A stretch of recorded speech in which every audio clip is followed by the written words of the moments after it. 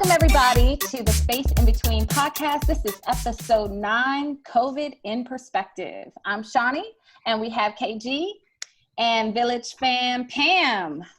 How is everybody doing? I'm good. How are you? I'm good. Pam, where are you?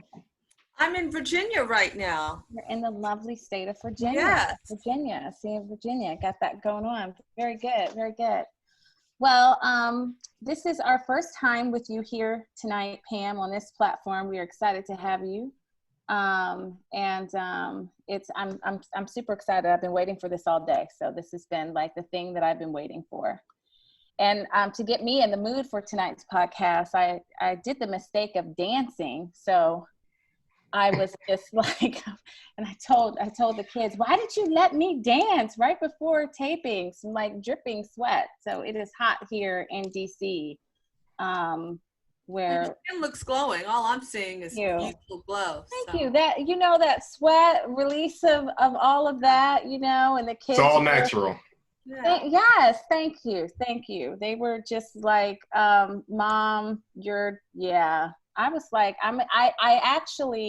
we discovered the other day, I don't even know how it came up. I think it was like the Electric Slide song came on. Mm-hmm. And then we discovered our children do not know how to do the electric slide.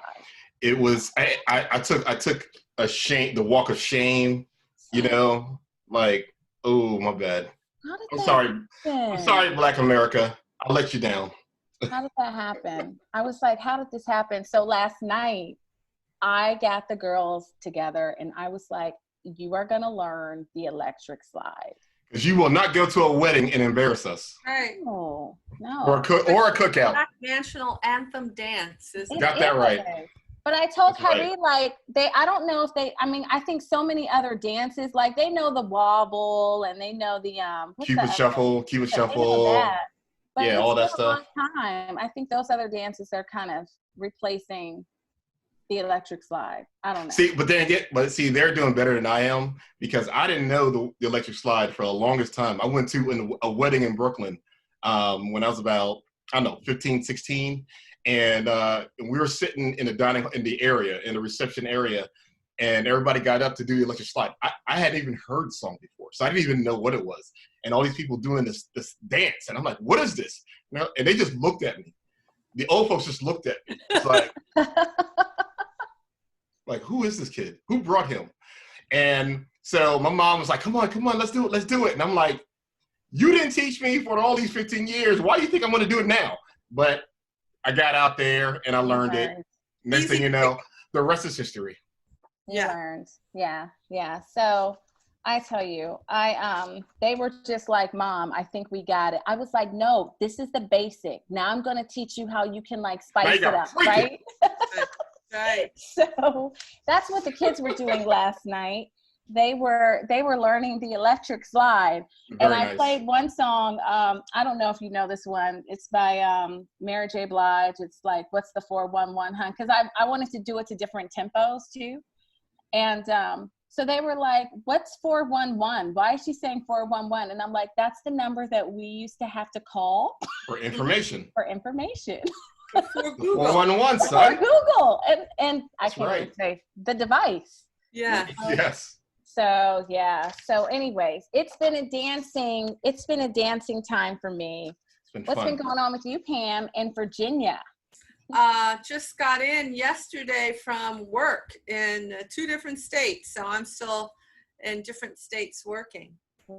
Wow. Yeah. Wow. How is traveling right now? It's like, it's changing.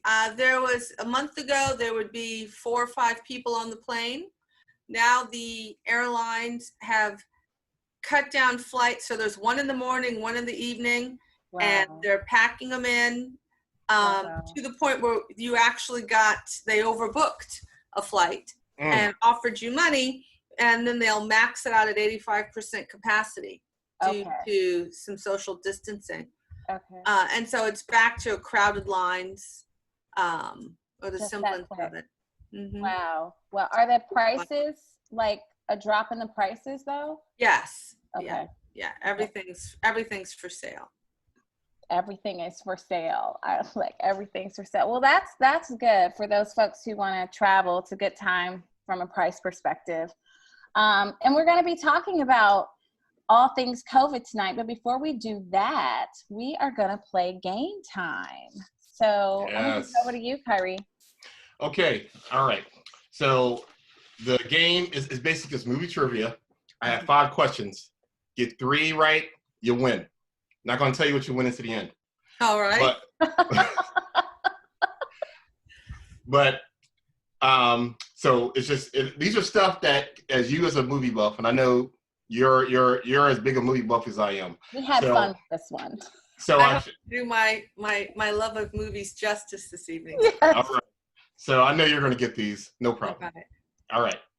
So first question: the head of what kind of animal is front and center in the infamous scene in The Godfather?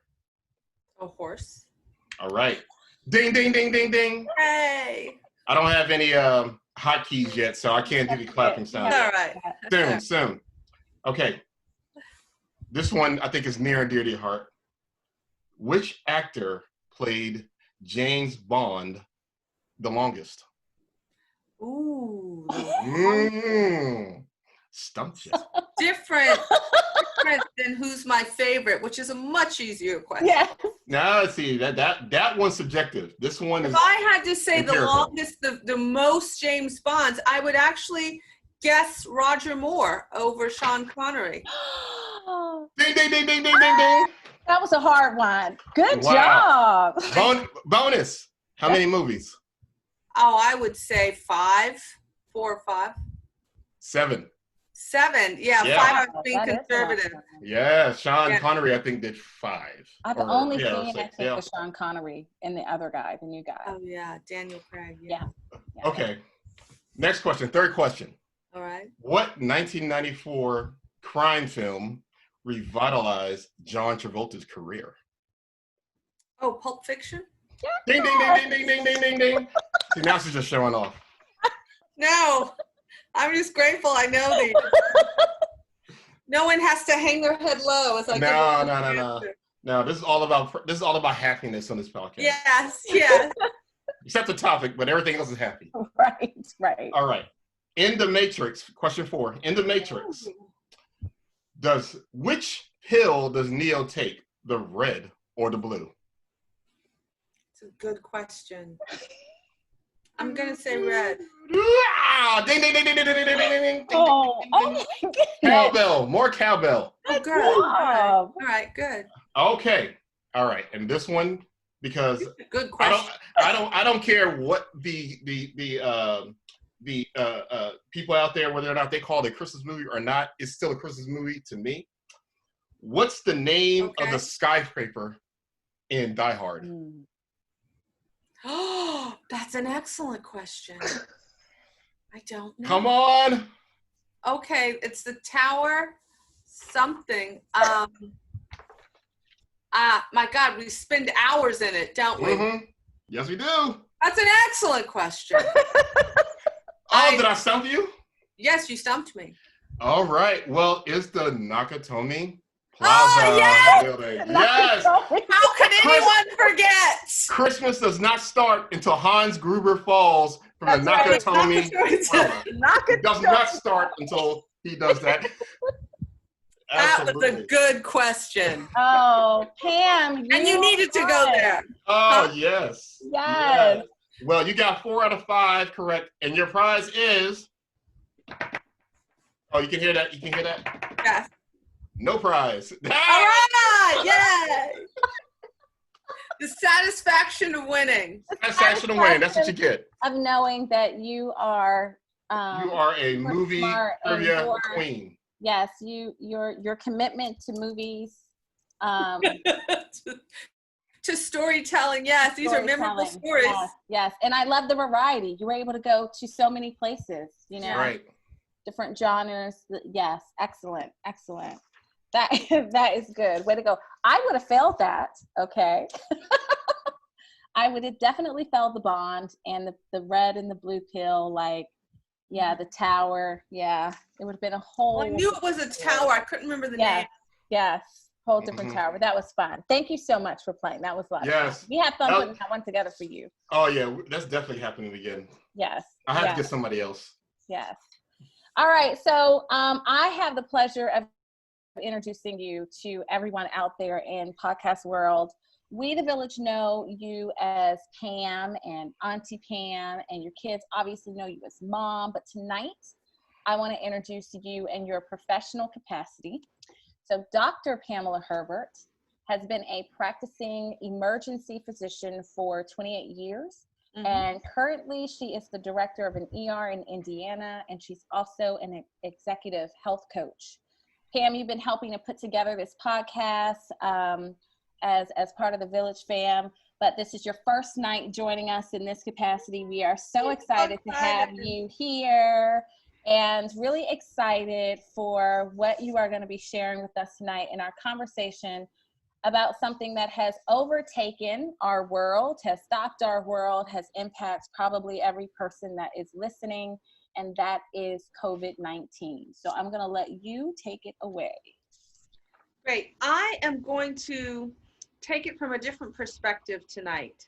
We have been inundated. We have been overloaded and overwhelmed with all of this COVID information. And working in the ERs, we see a different view of it. And one thing that I'm not seeing enough that I think would be really helpful and interesting to your listeners is putting it in perspective globally, or reminding everyone again, because I'm sure this has been covered, but I wanted to focus on it.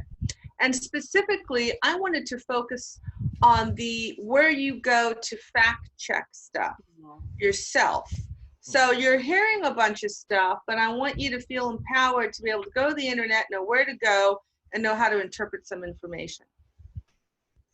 So I'm going to share screen, and for those of you, please go to the YouTube link so that you can kind of see and follow through with some of that presentation.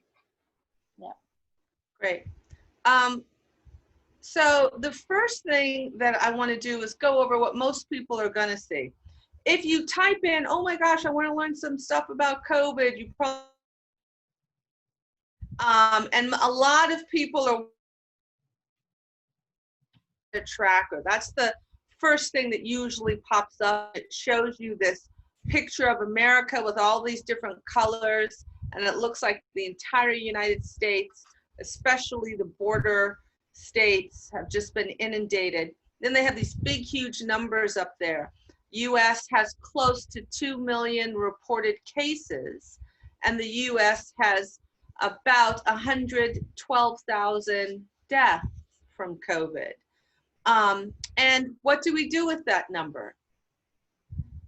So we see these numbers, and then we see that the economy is shut down, the world is shut down, and now we want to frame these numbers. And they show you all these different states. But what I think is helpful is, okay, so 2 million cases sounds like a lot. It sounds like it's an epidemic. It sounds like it's a plague, because subconsciously I think we're associating COVID with death, or COVID with severe sickness. If you get it and you get it bad, you're dead. You're on a ventilator for weeks. And I just want to remind people of several things. One, this is a serious illness. You know, we as human species are inundated with serious illnesses all the time, and COVID is definitely one of them. So I'm not giving you these facts to underplay the seriousness of COVID, but to help you frame it in a way so that there's not as much panic about it as I see in some people. And so that's my focus tonight. So when we see this number of 2 million, we have to remember, well, if I was to ask you guys, how many people are there on the earth? About 7 billion. Yes, 7.8 billion. Okay. Good job. Ding, ding, ding, no prize. Ding, ding. And so when we, it's hard, the screen sharing is up there, but I'll do it a little later. So before we get to that, I just want you guys to remember that 7.8 billion, okay? Okay. What I want to take you to we'll start there first, then I'll come back to looking at these numbers differently. So if you go to, oh, it's not going to let me do this. Hold on. Let me come down here a little bit so I can get to my top sections. So the Earth's population, I Googled these numbers just tonight, is 7.8 billion as of June 2020. That's the world population clock. And I recommend highly, anytime anyone hears any information, make sure you Google it, make sure you check people, because people's intentions are good, but you want to make sure that you're getting good data. Right. You can certainly rely on the best intentions behind data, but I think it's important to verify data. So if you have, of our cases, we have, let me go to this, 2 million infected people divided by 7.8 billion worldwide, means that the infection rate in America compared to the world is 0.0002. So at first we hear 2 million is a huge number, yeah, right? But compared to the world, it's very, very small. Now we can say how many people are in America, like 2 million versus, so I want to always try and talk about these numbers in perspective. And how many people do you think are in the United States? About 350. 350,000? Million, yeah. So let me just Google that really quickly, because that's one I didn't keep. How many people in America? Thank you, 328 million, okay? So 1% of America would be 3.3 million. Does that follow? If we have 330 million roughly, right, then 1% would be 3.3 million, which means the total number of people infected that they're reporting is less than 1%. Okay. Does that make sense? Just to start to put these numbers in perspective. That makes sense. Okay. And to put all of this discussion in perspective, definitely one of the reasons why these numbers may seem low is because we quarantined. I'm in no way saying that these numbers are low and therefore we didn't need to do the things that we did. This very well might be because of what we did, the drastic nature in what we did. But I'm working for this purpose to just keep these numbers in perspective. Okay. So when we went back to this number again, and it said that there's 112 or roughly 113,000 deaths, right? Well, if you do the total number of deaths compared to the total number of people infected, it's 113,000 deaths from COVID divided by 2 million people infected by COVID. That means the death rate is 0.05%. So as we tune in every day and we hear about death, the overall chance of dying of COVID without stratifying it by age or race is half of 1%. Wow. Now, with that being said, there's the understanding that has affected especially the African American community pretty significantly in the overall number. So while 100,000 is, as you said, is not a lot in comparison to the total population of the country. Let's just keep it at the country for a second. It seems to be a significant portion of the deaths, period, overall. We can look at that in a minute. Let me just finish this and we'll go through that. Okay. Because there are, so we make up, African Americans roughly make up 12% of Americans. Correct. Right? Right. But so let's just look at the total number first, because we're going to talk about all Americans right now, and then we'll get to African Americans. Got it. So that puts that in perspective. Yeah. Now, worldwide, we've had about 113,000 deaths in America, but there have been worldwide 7 million reported cases, okay? I got this from worldwide deaths from coronavirus. They see 7 million infections and 404,000 deaths. So we have about 1/4 of the deaths, Right. right? Right. But 404,000 divided by 7 billion people, that's the percentage of deaths worldwide. That's an even lower percent. Yeah. It's 0.00005%. So even if the numbers are off, Right. even if they're skewed horribly, right? This is not killing the earth. So is this in terms of these numbers, say against something, say, I don't know, like the Spanish flu, right? Well, we're going to get to that next. Okay. I was just wondering how is that like normal? Yeah. Yes, I'm putting it in perspective now. So these are numbers that, again, it's giving you a different perspective of coronavirus. So if we were to give me a second, 7 million. This is where it is. So if we were to go back, now, how would we interpret this in perspective to the Spanish flu, right? So the key thing to remember about the Spanish flu, it happened in 1918. It's influenza, and it was H1N1. Have we heard that before? Yes. The H1N1 virus. So again, coronavirus is a virus that's been around a long time, just like H1N1. Spanish flu, remember, and this is a time without technology, without the ability to get on a plane and go to 3 different continents in 3 different days. This influenza affected 1/3 of the world's population without the technology of travel. Okay? Just a little bit of history about that. It was first identified by military personnel in the spring of 1918. They called it the Spanish flu because they thought it originated in Spain. Turns out it actually originated in New York, or some 2005 research actually made that suggestion. And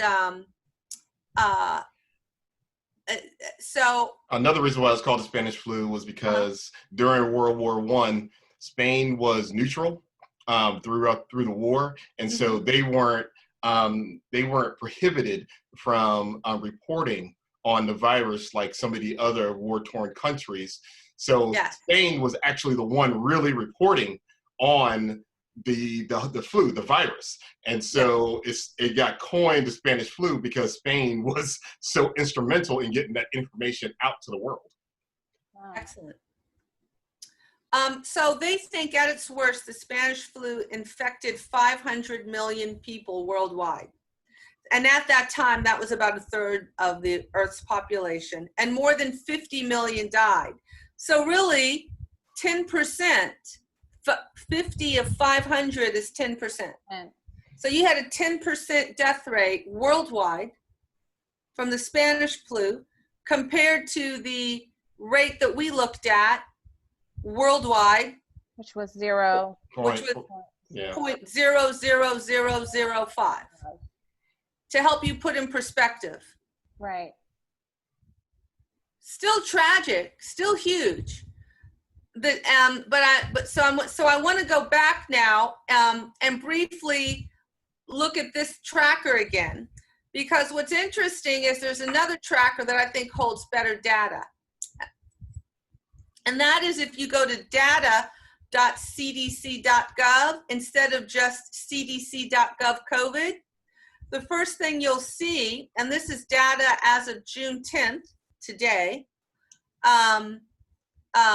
it gives you, if you scroll down, right, it will actually give you these tables that break it out into age range, And it tells you, if we look at this, the number of COVID deaths versus the total deaths, versus the number of deaths from pneumonia, versus the number of deaths from pneumonia and COVID, versus the number of deaths from influenza, or pneumonia, influenza, and COVID, all this kinds of stuff, right? So, and this, usually the data, this data they've collected specifically, I think started in February when they were starting to track it, but it's this, see the start week. You can actually float it by dates and times if you want to. So the nice thing about this website is you can decide, I want to look at just this data in May, or I want to look at only this data in March if you wanted to. But here's the part that I find interesting about this data, okay? And so if we look at the table now, we see that this data started February 1st, and it's gone to June 3rd. So really about 4 months. Right. What has been happening in the last 4 months? Okay. Oh,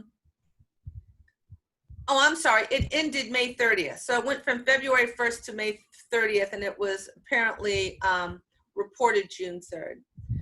The point that I want you to look at is if you look at COVID versus influenza, I like comparing those because it's apples to apples. Okay. These two viruses, in which, you know, we have influenza every year. We're not intimidated by influenza. We know people don't think of influenza, there's a vaccine, I'm not going to worry about it. We don't think that influenza kills. Right. Right? We don't think of it as a killer, but it's a killer. Right? Just like COVID is a killer. It's all, part of it is how has it been advertised. Now, our reaction, even though it kills people, and a lot of people get sick, but they don't worry about dying from influenza. You get sick with COVID, you worry about dying. So let's see how relevant that is, okay? If we look at this data, if you look at little kids from the age of 1 to 4, three children died of COVID, okay? But 39 kids died of influenza. If you look at 5 to 14, so 14 and under, right? 14 and under, you have 15 people that died of COVID, of 15 and under. But you have 80, is this correct? 84. Yeah, easily 85, 84 people. So you have 84 people that died of influenza and 15 people that died of COVID. So if you're 14 and under, you're what, 4 times more likely to die from influenza than COVID. Still a killer. Now it starts to become more significant, right? Now that we're getting in more data, if you're 15 to 24, they say there's 106 people that died from COVID and 50 that died from influenza, okay? So COVID's deadlier than influenza. But if you look, if you were 15 to 24, 200 people died from straight pneumonia. You were twice as likely to die from catching pneumonia if you were between 15 and 24 than you were from catching COVID. Both killers, but we're not frightened of pneumonia. Wow. So I'm not trying to take away the seriousness of COVID here. I want to say that again. COVID is serious. I want to put it in perspective of what are the things out there that kill us. And let's have an appropriate amount of fear. Let's have an appropriate amount of appreciation and respect for disease.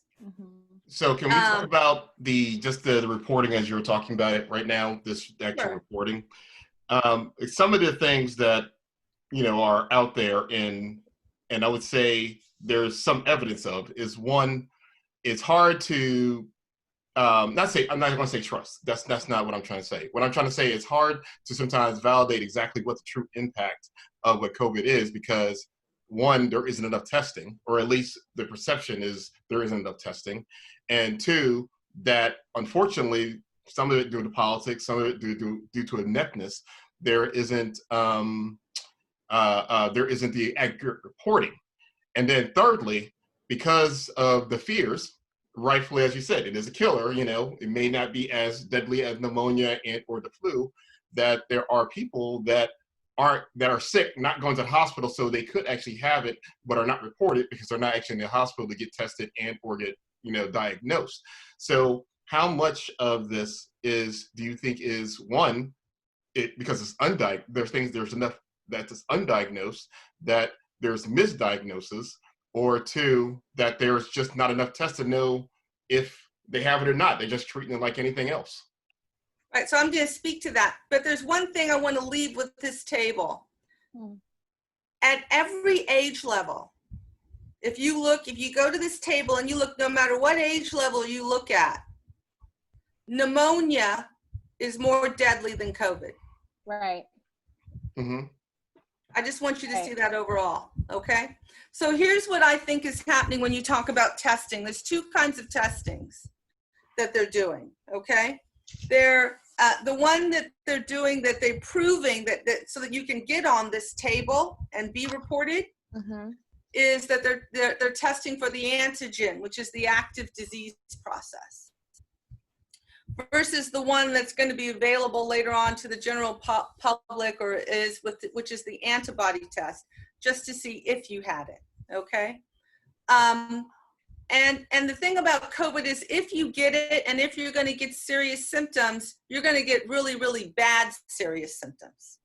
You know, your symptoms, so if you're one of the unlucky ones, it's going to be a lot more aggressive because it's new. We don't have the thing.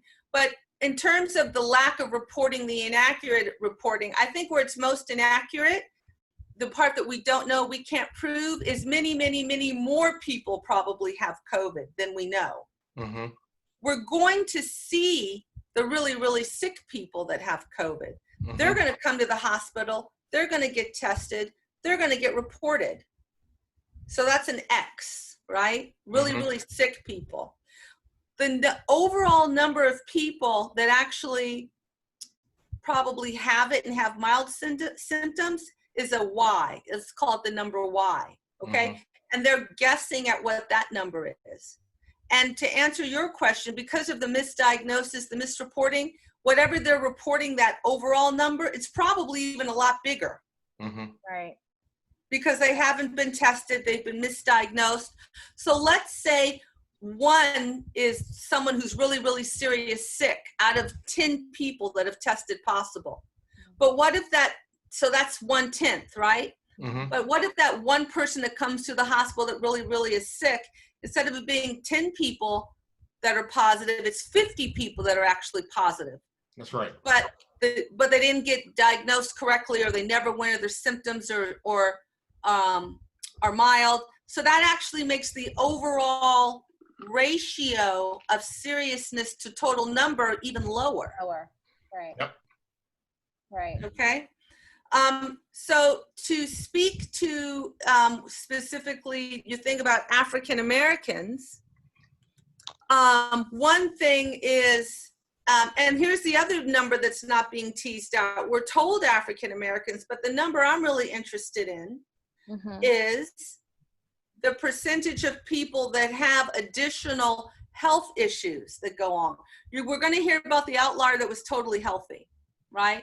But what percentage of people that have diabetes or have hypertension or are obese or have other health problems, right, get sicker with COVID? That's really the truer number. And then you can break out races and say, what percentage of Asians have these comorbidities? What percentage of Caucasians? What percentage of Native Americans? What percentage of Latinos? Right? That is a more scientific way to look at data when it comes to breaking it out and who's more susceptible. That makes sense. I believe. That makes sense. Then just saying race. So if there's a parallel between, let's say, certain races and something that is a marker for the more serious version of a disease, then you can make a link, okay, between that. And so if we are finding that if you have respiratory problems and you get COVID, you are going to have a tougher time if you're on a respirator coming out of it. Right. So you're saying that it might not be an indicator of race, but it's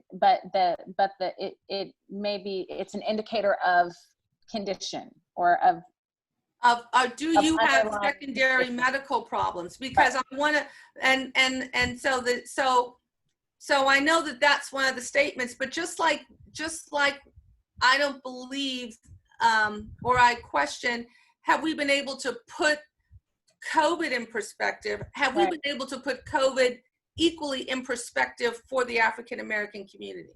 Right. So this first part, I've shown some different view parts.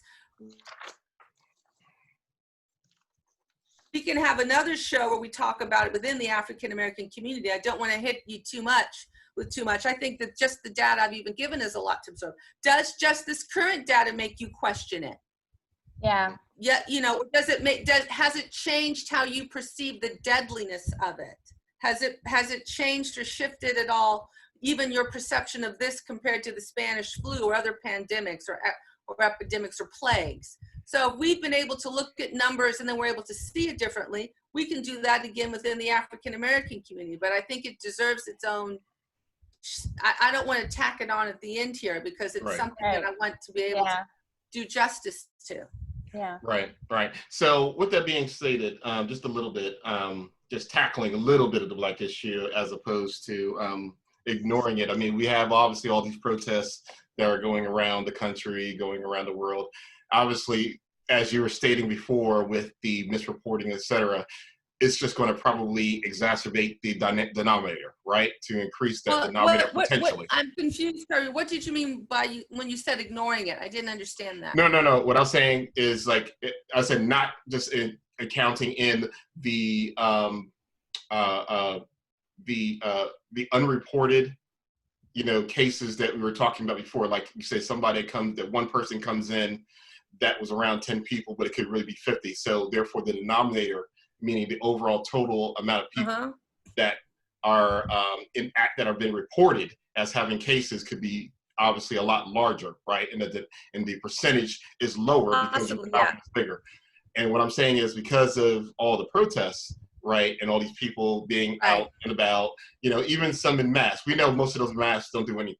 They're covering more than anything else. They're not going to stop the virus from getting in. They may prevent some of the virus from getting out, but it's not going to really stop the virus from spreading in those groups, right? But what do you think in terms of with the response with the protests? What do you feel that's going to really do to these numbers? Are we looking in the next? Because the protests have been going on for 2 weeks. Do you think that's going to in the next 2 weeks explode, or if we're not seeing it now, it really may not show up? The only way the numbers will explode is if testing explodes and we keep testing. Otherwise, we won't have the numbers, right? So we're spreading all of this disease. Are people going to still come in and get tested so we can maintain an accurate number pool? We see our testing going down. We're actually breaking down our testing centers now. Okay. Not keeping them up. Is that based on the science, or is that really just political? It's based on the fact that no one is showing up to get tested anymore. Oh. So to keep staff there to separate out a patient population to go into this isolation and distancing and special universal precaution where they're keeping this stuff available 24/7. And if you get one patient in 24 hours, it's just there's no sense in doing that anymore. They'll just use a negative pressure room in an ER and bring them in and get that tested. So the people aren't coming anymore to get tested. So you're right. There's a lot of assumptions we're making in these numbers. And the nice thing is the people I think are great at risk have gotten the message, which is self-quarantining and social distancing.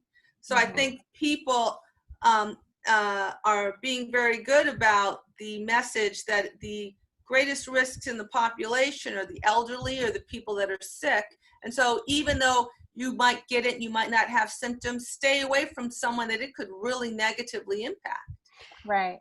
I think you also kind of hit on the head in terms of why the numbers are so much lower than, say, Spanish flu, because the advent of technology allows information to flow so much faster. So even though it might go hand in hand, chicken and the egg, in the essence that because there was so much information that went out, and because countries and areas did what they did so quickly in some respects, that it actually ended up keeping those numbers much lower than it really could have been. It could have been, could have had those Spanish flu-like numbers had we been with the same technology they kind of had then, same type of health care systems that we had and medicines that we had back then. Yeah, I think if we had kept flying around and continued to spread it as quickly, if we hadn't shut down and stopped everything, I think it goes without saying the numbers would have been higher, which means the deaths would have been higher. Right. Definitely. I think that one of the things, thank you for, I know that when we had a COVID scare, and we called whenever we have anything medically going on, guys, we call Pam, and she, you did take us through this chart, and it did help lower the immediately temperature. The anxiety went from I was up here to like and the reason why, it's because I think you captured it when you first started talking so well, and I was like, ooh, that's true for me, which is COVID equals death, period. Like, I want to take you through this. I want to take you through this one line on this thing. This is a site, this is a cdc.gov site, just so people know where to go, which is Morbidity and Mortality Weekly Report. Here's this, and it has this one line under discussion. I'm just going to read it, okay? It says, during March 1st through the 28th, right, the overall COVID-associated hospitalization was 4.6 per 100,000. Rates increased with age, with the highest rates among adults aged greater than 65. Approximately 90% of hospitalized patients, 90%, 9 out of 10 people that got hospitalized with COVID had one or more of the underlying conditions, the most common being obesity, hypertension, chronic lung disease, diabetes, and cardiovascular disease. 9 out of 10 people that got admitted that had problems fell in that category. So they had all those comorbidities, issues. Wow. Got it. So I want to have a separate discussion about African Americans, and there might be other links as well. But what we first want to do is just look at the science and try and interpret the science as accurately as possible. And bring more barbecue tofu and kale to your barbecues. So my question, Pam, is why I'm confused. And it's a confusing time. Based on this data, and even that statement. This is all very helpful to see and engage. I am confused, especially with the charts, with the death chart in comparison to the other diseases, and pneumonia is still with COVID outnumbering deaths in the age categories that you showed. I guess my confusion is, why then is the country shut down? Like, why have we had this response? Why does COVID equal death in my mind? And why is it this, I don't understand, why is it? Right, I'm gonna take off my doctor hat for a while. I'm gonna talk as Pam. Okay. So this is Pam talking.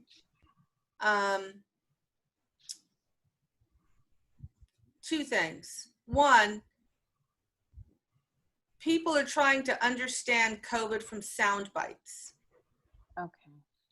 You're trying to understand a complex disease process where we're sitting in daily debriefings that go on for 30 minutes to an hour daily.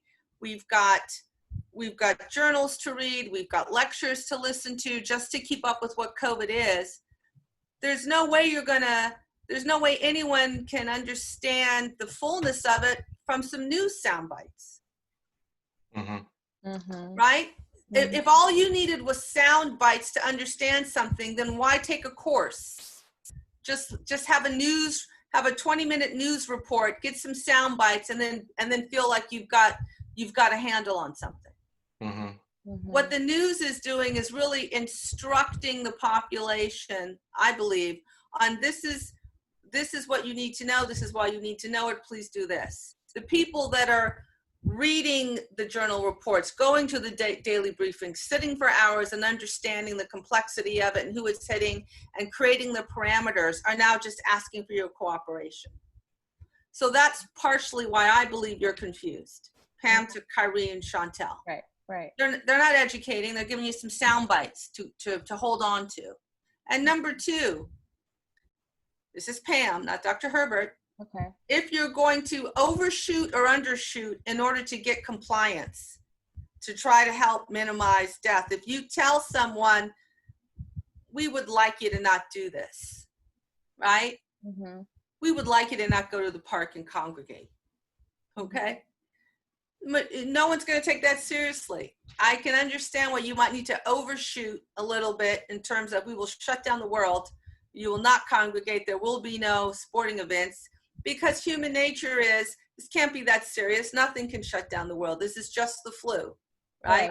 So you've got some smart people sitting in a much smaller room around a smaller table deciding if we're going to get a handle on this, and we know human nature, what strategy we're going to use to get the best compliance. Yeah. Let me ask, just, I guess one last question on my end. When you're sitting in these briefings, or just even in the initial phase of the briefings, what is the real understanding of how COVID came together? Obviously, there's tons of conspiracies, obviously, 5G networks in Wuhan and all this other stuff.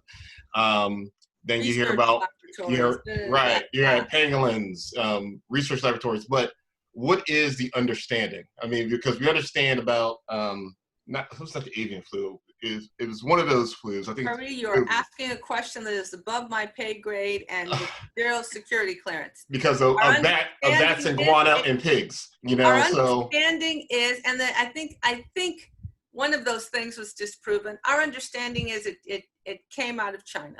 That we can commit to. Okay. And that's it.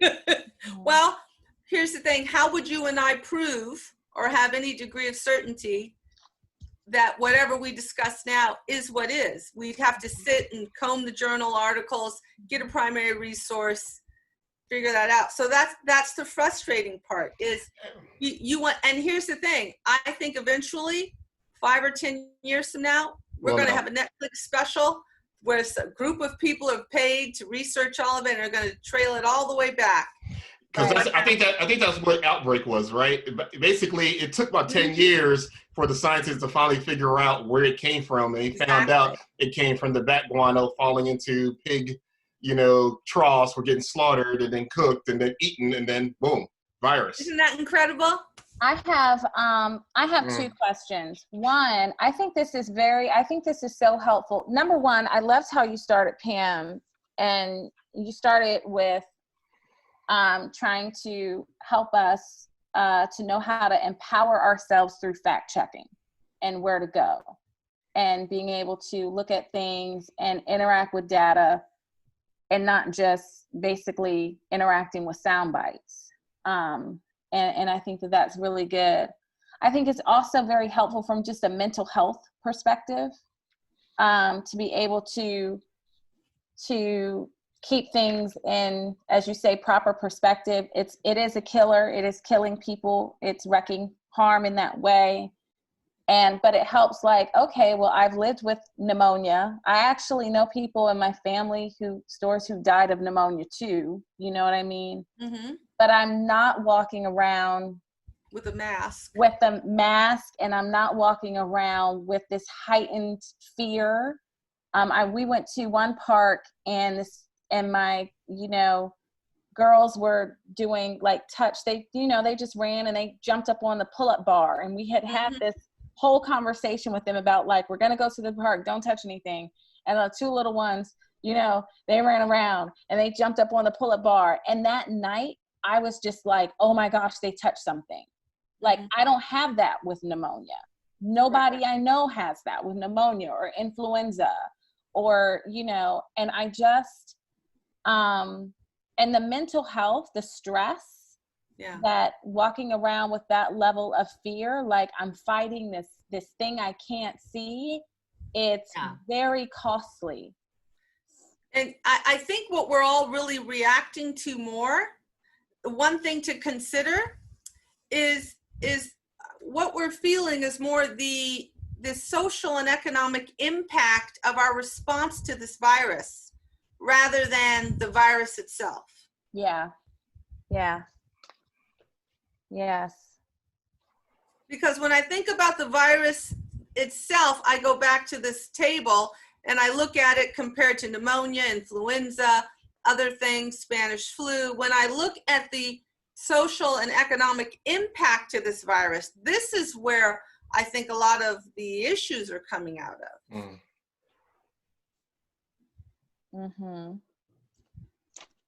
Yeah. Now, and we've had novel viruses before, and the other option is there's stuff we don't know. Again, everyone, there are levels of understanding where everyone can only get sound bites. I'm not sitting with the CDC, sitting there looking at the primary research of the corona. I'm waiting for someone else to do all that and distill it down for me. And then it has to get distilled down yet again to society so that we all know how to work together to minimize the impact of it. Right. So my second question, I think I have another one, but maybe last, is when the vaccine comes, what is, what should we expect? So is it like, I think everyone is now like, we're waiting for a vaccine. Life can I can plan things for when the vaccine happens. I mean, I just, one of my sisters, she's in Virginia schools, and she was talking about how Virginia is talking about not opening up schools in the fall, like just staying virtual. And so then it just goes to like, how we get our flu shot during flu season. And then it just becomes the same kind of killer as influenza. The vaccine doesn't prevent infection. It doesn't prevent, it's not a cure. Right. So people are don't think of it as a cure versus an immunization, or as a vaccine, excuse me. Same thing. And so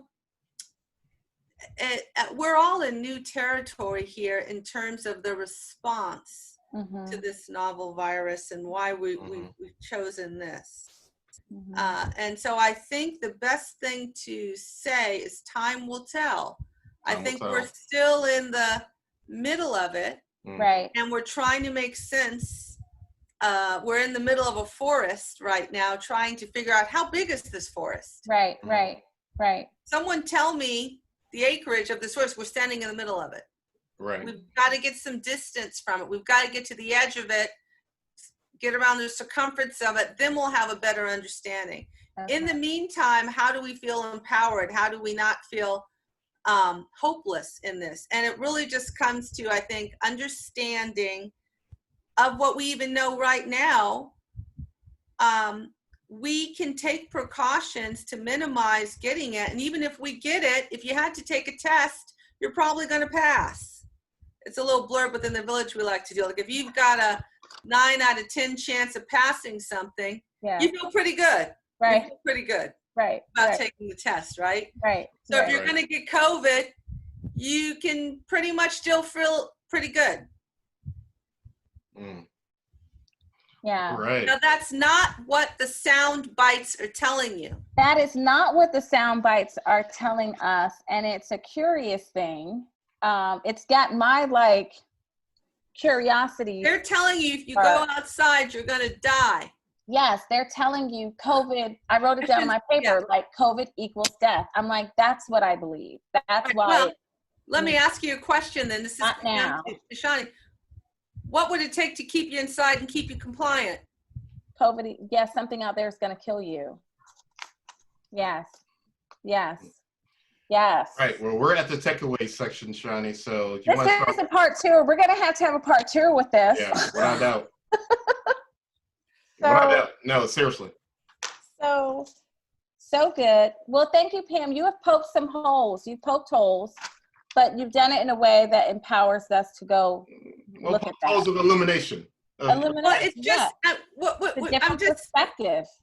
Just saying, just giving you more information to think about as you think about it. That's all. Absolutely. Right. I appreciate that, and I appreciate that, and I know that folks listening appreciate it too. Right. And so I think we'll have links of the websites that you referred to in the show notes. We can do that so folks can go check it out themselves. And I especially like that line that you read in the discussion, because that was like that was very important, and it has helped my panic and anxiety come down. We should still be wary. We should still take precautions. Yeah. We just shouldn't think COVID equals death. We shouldn't think COVID equals death. Yeah, yeah. And I think that right there helps slow down heart rates. Yeah. Because that is the message that has been successfully absorbed through the sound bites from folks. Yes. Okay, so takeaways real quick. My takeaway is COVID does not equal death. That's my big takeaway. Harry? I also, my big takeaway is that there's just a lot of information. There's a lot we don't know, but the fact is things are not as bleak as we think they are. But at the same time, we need to be safe. We need to be careful. You know, I give condolences to those who have lost people with COVID-19, but I also am giving prayers for quick healing for those people that have it. Mm-hmm. My takeaway is please know I lost a relative to COVID. Yeah. So my takeaway is COVID is serious. Yeah. COVID is something that can kill you. Yeah. That's right. COVID is worth the precautions that we're taking. It's worth understanding the disease process. I just don't want people with unnecessary fear, with unnecessary anxiety, with unnecessary terror. Right. Yeah. Over something. Yeah. And so I'm just trying to ease the unnecessary component of all the anxiety while maintaining a healthy respect for the deadliness of this virus and the precautions that we need. That's right. And I would say too, this is something that I know I'm gonna sit with the girls, and I know you talked to the girls, and that was very helpful when you had that conversation, because I do think that it's not saying it isn't serious or it isn't a killer, it doesn't cause harm, but it's that, as you said, it's that keeping it in its proper perspective. And that helps us to have a proper, I think, relationship with it based on ourselves, like who we are and our issues and our age and our demographic, you know. And so and as we're listening to sound bites, I'm just saying, let's consider there's more to what's happening than that single sound bite that's being given to us, and we can bring the fullness of our critical thinking. Yeah, to that sound bite. Blow that sound bite up. All right, love that. Okay. All right. Well, now we're going to go into just a thing that we're asking each of our guests or family members, Pam, is and ourselves. What's your favorite song on your playlist right now? What are you listening to that's just giving you life? You're like, you turn your radio on, your Spotify, whatever. You're just like, I can tell you right now, I can't. It it's one of the most beautiful pieces of music, especially the way it's done. First of all, it's one of my favorite songs. One of my favorite songs is My Funny Valentine. But there is, it's called the On Trio, AHN Trio. It is an instrumental that I was just changed when I listened to it. Wow. It is one of my favorite pieces of music. It is the kind of piece that would inspire me to want to become a musician. You can see why people dedicate their lives and do nothing but play music. What's the name of the song? Valentine. My Funny Valentine is the name of the song, and it's by the On Trio. And I'm just going to, I don't know if you can see this, my phone. Is it coming up? I don't know if you can. Sorry. On Trio. We'll look that up. On Trio. There it is. Can you see them? Yeah, I can see that's that. The picture of the album. Okay, On Trio. Totally kicking music. Love it. Got it. I'm going to listen to that. Okay. What about you, Shani? So mine, my song that I've been really listening to is Mama Said Knock You Out by LL Cool J. I have not heard this song in Mama Said Knock You Out. Thought about it, and I don't even know. I just was like, gosh, I want to listen to LL, and I thought about that song, and I've been playing it. And what was amazing is I know all the words still. Like it was just, it's like, bam, it's like right there. And so I've just been listening. And I think that, yeah, like that kind of fighting against of like what someone says you can't do. Mama said, go knock him out. Like, I just love him. Big LL fan. And I've exposed my kids. So they are so like, oh my goodness, here she goes again. Mama said, yes. Mama said, knock you out. What about you, babe? Mine is from a gentleman named Drum, D-R-A-M. He had this 2008 single called Prototype. It's based off of Outkast on the speaker box, The Love Below. They had, Andre 3000 had a song called Prototype on there.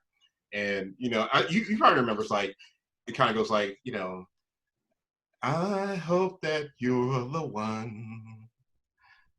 If not, you are the prototype. That's my song. And he does this. First of all, I'm like, wow, singing. You don't really sing a lot, so I'm like, wow. He does this really melodic to the piano kind of version of it. Never heard of it. That's really kind of sexy, smooth, even more so than even Andre did it. So it's really cool. So it's just like a slow song, or I've never heard of this. I don't know. Maybe I can play a little bit of it. Whoops.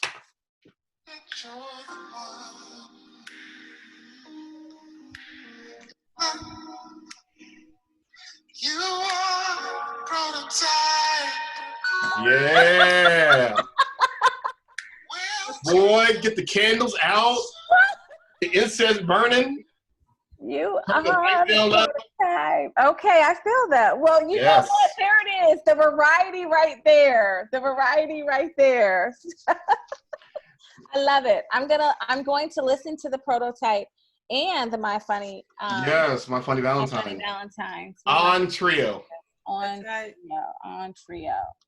Well, Pam, we so thank you, because we really appreciate you. We appreciate your support of this podcast since the very, very beginning. We thank you for showing up for like our pitch meetings and all those other stuff. And you have always been a great, not only friend, but obviously family and loved one, and provider of spirit and encouragement to our family. And we just thank you so much. And thank you for also being a part of it all. And I just love what you guys are doing. And thank you for answering our calls when we freak out. Yes. And like, oh, here we go. All right. Tag you're it. I've tagged you. Yes, tag you're it. Absolutely. All right, guys. All right. Thank you. Bye. Bye. Okay. Bye.